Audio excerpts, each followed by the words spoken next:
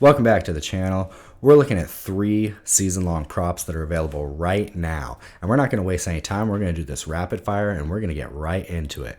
The first one is DJ Moore. His over-under for receiving yards is set at 950.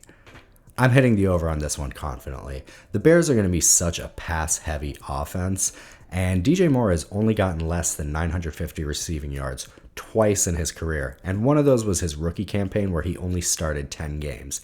People have said they're a little bit concerned about the new receivers that have been brought in and the potentiality of Cole Kmet being more involved in that offense, but I just don't see it happening. I'm actually a little bearish on Cole Kmet this year, largely because Luke Getsy is out as the offensive coordinator, and they brought Shane Waldron in from the Seahawks. When is the last time you have rushed to draft any Seahawks tight end? Noah Fant, Will Dissly, none of them put the league on notice, so I'm not worried about Cole Kmet at all. As far as the other two receivers relate, I think they might actually help elevate DJ Moore's game a little bit because defenses didn't have to account for really Darnell Mooney whatsoever, Equanimeous St. Brown. DJ Moore was the only person that they were targeting, so I think this might actually free things up for him. And with that low of a number, 950 receiving yards, this seems more than doable, so I'm hitting the over on that.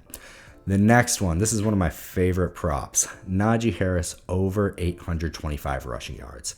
He has never had less than 1,000 rushing yards in his NFL career. And while he's been doing that, he's been facing just about more stacked boxes than pretty much any running back in the league, especially last year when defenses did not have to respect the Steelers' passing game whatsoever. They could stack boxes all day if they wanted to. That's going to be different this year with Russell Wilson or Justin Fields, either one. Defenses are going to have to accommodate for that a little bit, which is going to spread them out, and that's a good thing for Najee Harris. The one drawback here is that rumors are emerging that Najee Harris may be traded to the Giants, but in that event, I'm still hitting over 825 rushing yards. Last year, the NFC East cumulatively was the worst division for run defenses. So I'm not too worried about it even if he does get traded. So Najee Harris over 825 rushing yards. Again, such a low bar. The last one, Jonathon Brooks. His over-under for rushing touchdowns is set at 4.5. I'm hitting the under on this one. If you've watched this channel, you know that I am not a big fan of Jonathon Brooks this year one bit for a litany of reasons. Number one, the Panthers O-line is terrible, and they did next to nothing to even address it. They have 4 running backs rostered right now, and one of those, Rashad Penny, they picked up a week after drafting Jonathon Brooks. Why?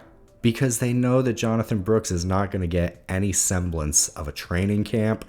He likely won't be available for the starting games, and even if he is available and when he is available, he's not going to be a workhorse back this season. They are using him as an investment piece because he is coming off a major injury.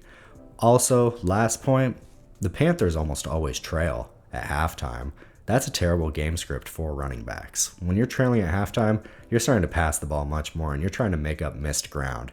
So there's just too many reasons to hit the over on this. So I'm going with Jonathon Brooks under 4.5 rushing touchdowns. That's all I've got for you today, but hit subscribe because every single Sunday we'll be back with more NFL game day props and DFS. And in the meantime, you'll have total access to our season-long props and all of our fantasy analysis. Thanks for watching. Again, please hit that subscribe and help us out.